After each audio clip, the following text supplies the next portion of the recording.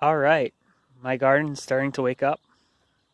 I want to give you another backyard permaculture update.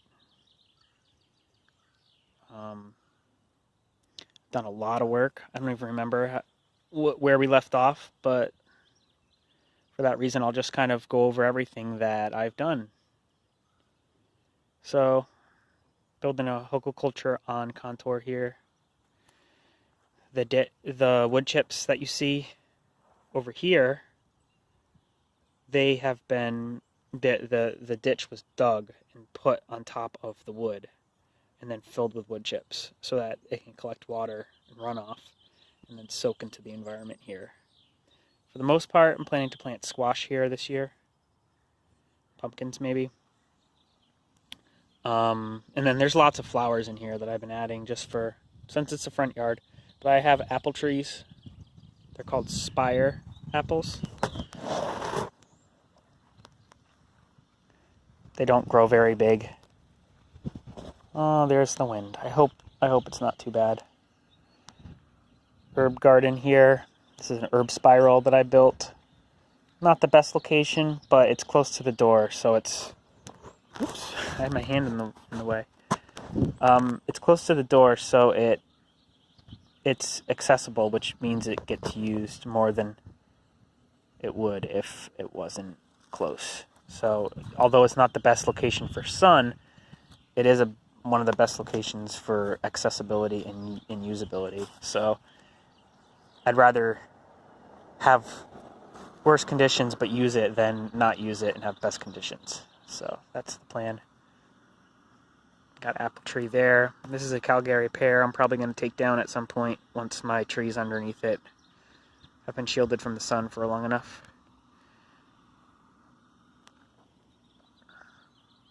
I've been adding topsoil here. I dug a ditch and I've been adding drainage pipe. There's a drain here. And it's functional. It slopes ever so slightly and the water moves to here. And I may even extend it another half pipe worth and then let it collect here into the landscape.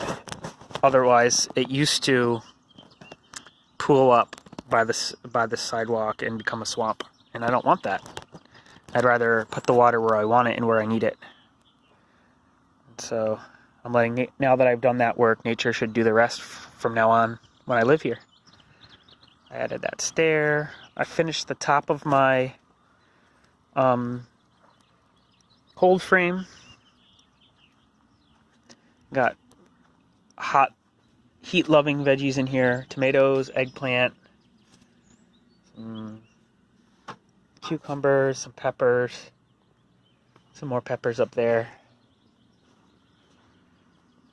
Plum trees on the side yard. 1, 2, 3, 4, 5. This garden bed has mesh underneath. This is where I plant my potatoes.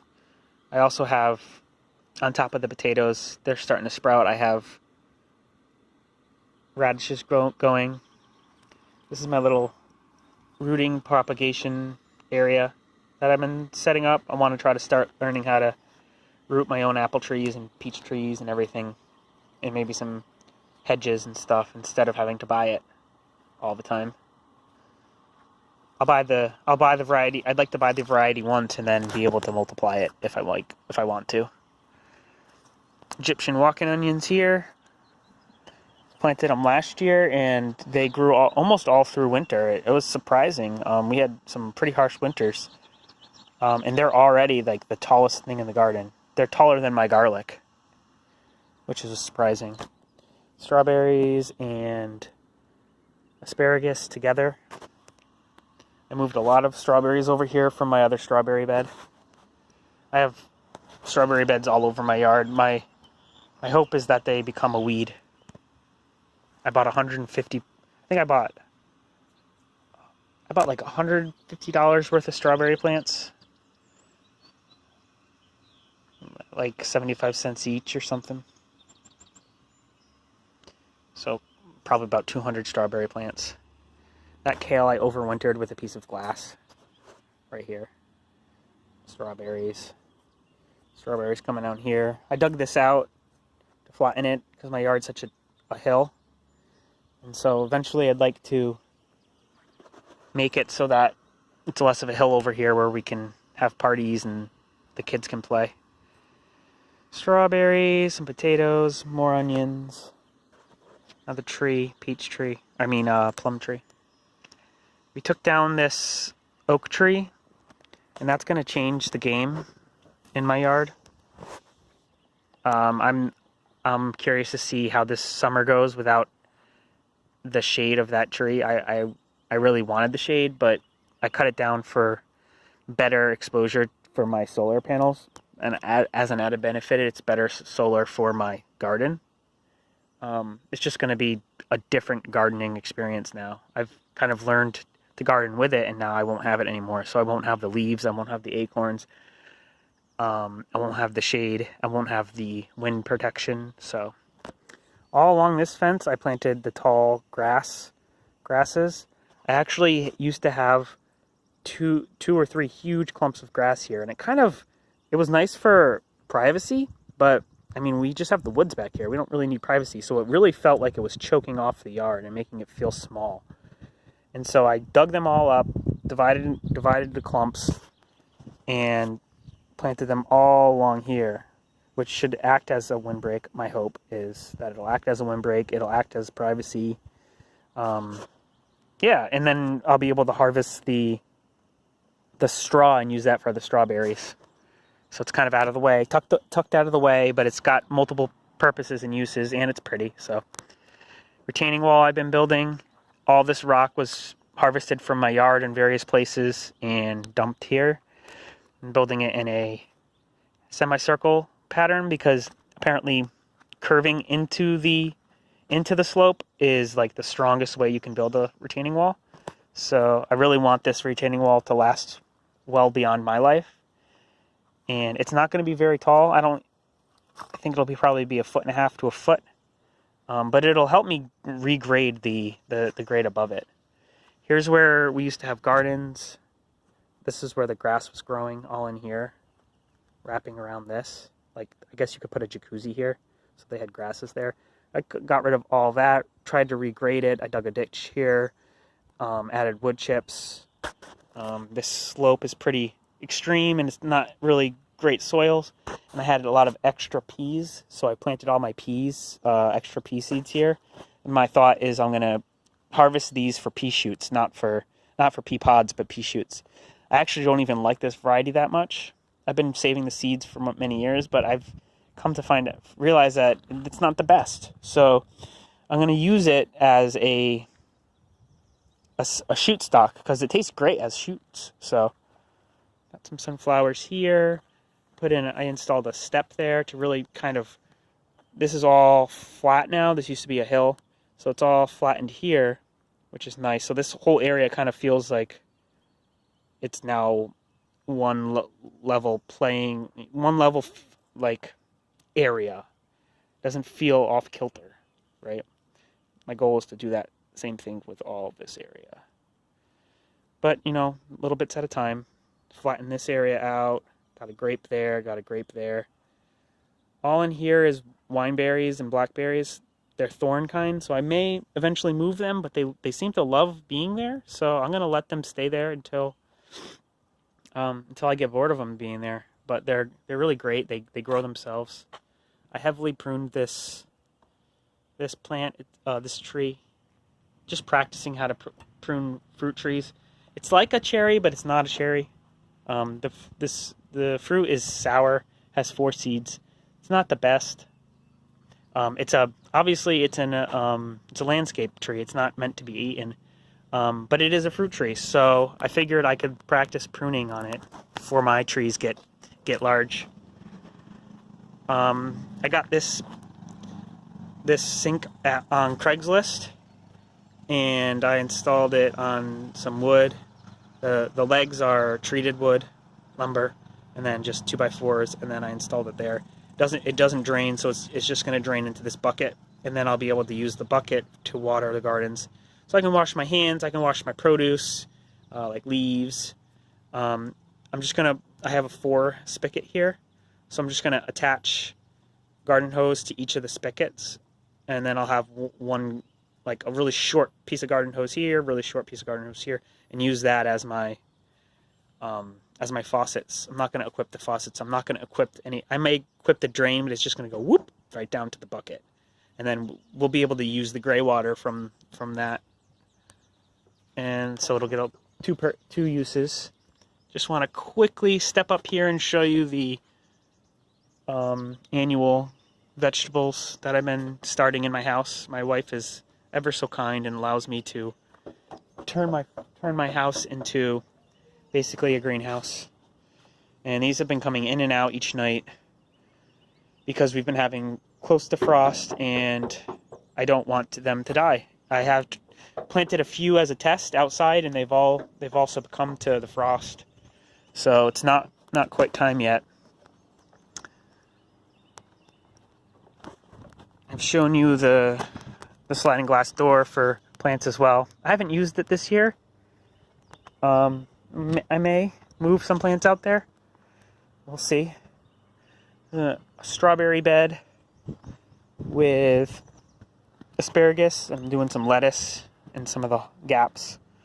I grew potatoes here on landscape fabric last year, and now I'm growing some lettuce, and it's in the void that it left. This garden bed has wire mesh, and so I'm growing potatoes here as well. The reason I grow potatoes in wire mesh is because I have voles, and I lost an entire harvest one year, and that was really kind of depressing. I still ate the spuds. I carved off the parts that were eaten, but some of the spuds were completely eaten. And while I don't mind giving nature some of the food, I'd like to have a harvest as well. So, just got some veggies in here. I might try to plant some tomatoes in there. Got a lot of parsnips from seed going. I'm probably going to do a huge bed of parsnips when in the fall. I have a lot of extra seed. It's all carrots. I use the board method, where you put a board on top of the carrots and then you let them germinate for 2 to 3 weeks, and then you take the board off, and that keeps them moist for those 2 weeks, and they really get established nicely. So I learned that online. Some garlic, more of those Egyptian walking onions, wineberries growing underneath places where I can't grow other things, and they were there, so I let them stay. This Hugelkultur has potatoes this year. I may grow a squash or something on top. Little itty bitty pond. Already has mosquito larvae going, so I'm thinking about going to stock it with some goldfish. We had goldfish for 2 years, but they didn't make it previous year. So over winter there was nothing living in there. But the frogs love it. Apple tree. This is probably my best prize specimen so far.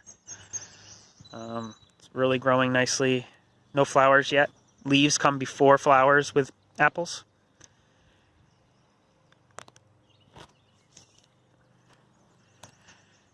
Another apple. This one I kind of pollarded, or not pollarded, but like, oh, here's some flowers actually. This is the first. I haven't seen this. This apple tree actually gave me like 4 apples last year. Some more. I'm curious to see if it'll give me more. I would love it if it would. It seems to be the only one flowering so far. I think it's a yellow delicious. I forget what this is called. I intentionally pulled the branches down. I'm just fooling around. I'm just learning. It's fine to learn. It's fine to fool around. It's probably not the best idea to do that without any support, especially because it's so windy in my property, and this is like a wind zone. So I'm probably going to lose this tree at some point, but I could always prune it differently eventually. But it was for practice. Excuse me. Another apple tree. Pruned it pretty heavily because it was looking kind of funky. Same thing with this. Pruned this one pretty heavily.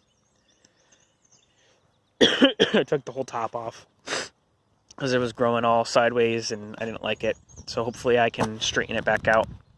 That one's a Honey Crisp, I think. This is a Hugelkulture on contour. This was one of the first I built. I propagated a whole bunch of strawberries here, so I would love it if it just takes over here. Pawpaw. It's getting pretty big. I hope I get a fruit. I haven't gotten any fruits yet. Apple tree from seed. I've got quite a few. I used to have quite a few here. I've transplanted them because apple trees from seed can get really tall because there's nothing that dwarfs them. So I don't want too many in the yard. I would rather them grow in the forest area. Strawberries with flowers. A whole bunch more over here with flowers. That's exciting. This is a path, but obviously the strawberries don't like to have borders. Violets. I think you can eat these. At least I have been. The flowers taste good. The leaves taste good.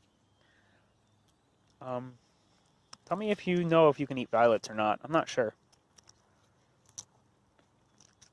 I'm trying to grow some Brussels sprouts. My wife likes those, so there's some Brussels sprouts in here. First year I decided to finally move my rhubarb. Come to find out, where it was planted, there was a giant pond, and underneath, like hidden from me. And one of the two rhubarbs that were there for the last 3 years, so come this year, and completely rotted out. So I decided to dig up this one when I found it, and I moved it to pretty much my best spot in the entire yard. So my hope is that I can get actually a harvest this year. And this is this is the biggest it's been. So I should have known that I planted it in the wrong spot when I did 3 years ago. But you live and you learn. It looks a lot healthier here. And this might not be its final resting spot, but I'll let it live here for a few years before I divide it. I think these are hostas. If they are, I'm going to move them to the other hostas I bought because I'm planning to grow hostas for food.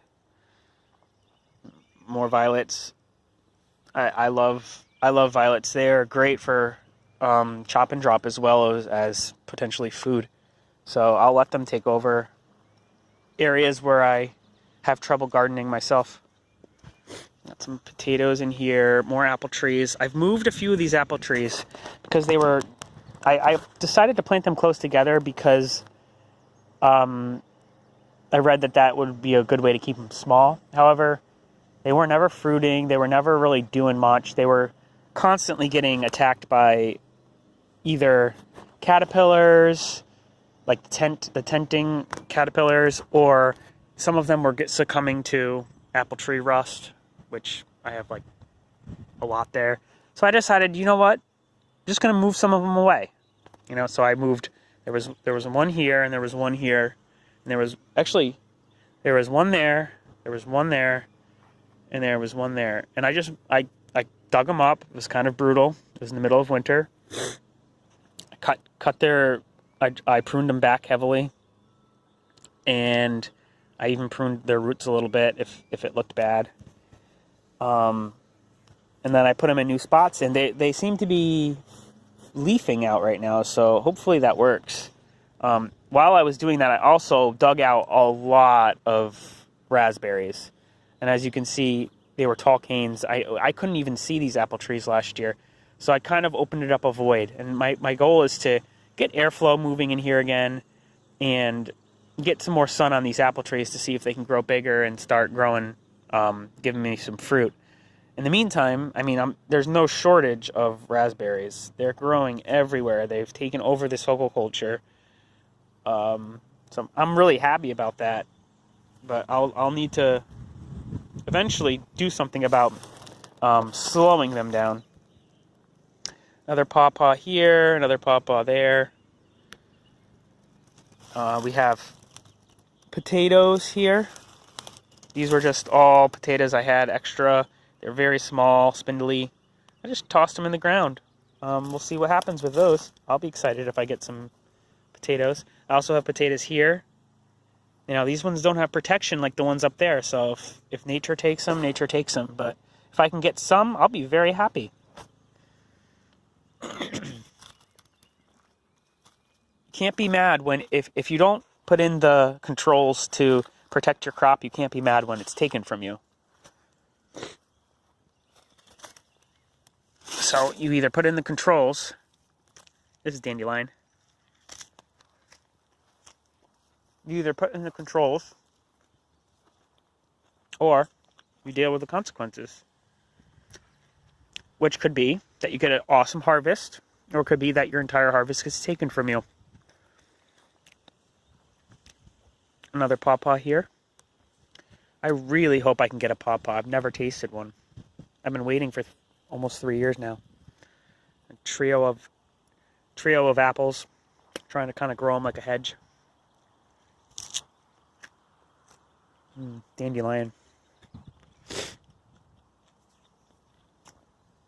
Dandelion's very bitter. That one wasn't so bad because of the way it's growing in the shade and the way it's leafing out. Really, the latex is the bitter part. That white stuff that's inside the dandelion.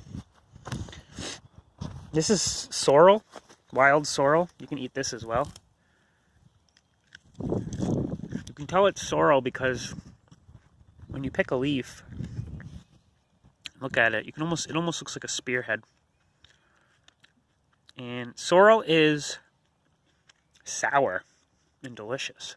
It's like candy. I love it. If you cook it, the sourness goes away. But why bother? It's so good raw.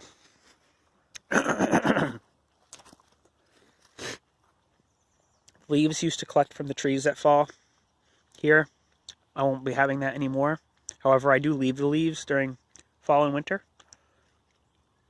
Acts as a cover for my garden beds. I grow peas and beans and tomatoes and peppers all along this. And it's going to be even better now that I don't have that shade of the oak tree. So, all the wood from the poplar and the oak that I took down, I used the poplar's wood to build this retaining wall on contour. Hugelkulture wood. And then I sheet mulched this area. Cardboard, leaves, coffee grounds. A couple layers so far. I'm just going to keep adding and adding and adding. Not going to grow in that. I maybe grow pumpkins and squash, but I'm not going to grow anything spectacular in there. I'm just going to let it rest. I'm going to let nature turn that into a garden bed for me. Peach trees, peach tree, peach tree, apple tree, pawpaw, Calgary pear that I might take down. Or let it grow and then take it down. Another Calgary pear. Obviously wild, because no one in their right mind would have planted that on the fence.